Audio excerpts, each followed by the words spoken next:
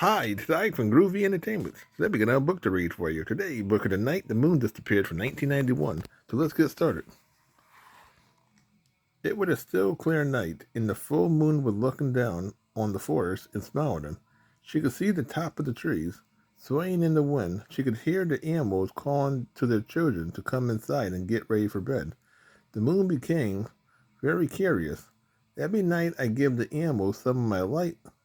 Now I would like to have a closer look at them, she said. So the moon drifted down from her place in the sky.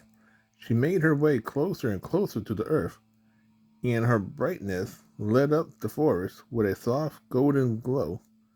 She saw some little rabbits hopping along a forest path. She watched as mother bird tucked their babies into their nests, and father frog read their pollywogs good night stories. Now there was some animals in the forest who did not like moonlight, and the moon could see them too. They tried to hide in the shadows and sneak behind the trees. "Why is that moon so bright tonight?" Nasty Weasel said to Sly. It's lightening up the forest so much we won't be able to steal nuts from the squirrels or berries from the birds, for they are sure to see us." "Rats," said Sly. "I wish there was no such thing as a moonlight." The moon heard all this. She was so angry that she forgot to think about coming too close to the earth.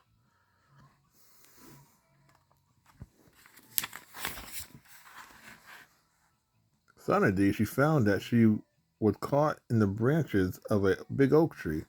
"Help!" she cried. But the more she tried to become untangled, the more tangled she became. By now, all the animals home in bed except for Nancy and Sly, so they were the only one who heard her cry for help. "Look," said Nancy, "the moon is caught in the tree." "I have a wonderful idea," he chuckled. "A wonderful, mean idea." Together, Nancy and Sly climbed the oak tree and untangled the branches that had caught the moon. But instead of letting the moon go, they held on to her and brought her into the forest. Then they went to the deepest, darkest cave they could find and pushed the moon inside. Quickly, they rolled a big stone in front of the cave. He, laughed Nancy Weasel. "Without the moon, we can cause all kinds of trouble every night because no one will be able to see us." And that's just what they did. For every night, the forest was as dark could be. Sly and Nancy did every rotten thing they could think of. Of course, the other animals was very worried. "What happened to our beautiful moon?" they cried. One night, all the animals got together and decided to try to find the moon. They set out through the dark forest, calling out to her. Nancy and Sly had heard them. He, they laughed. Those poor fools would never find their moon. But the moon heard the animals calling too. And in the cave behind the rock, she shined as bright as she could. "Look," cried one of the frogs. "There's a glimmer of light coming from that cave." All the other animals came running, and together they rolled the stone away from the mouth of the cave.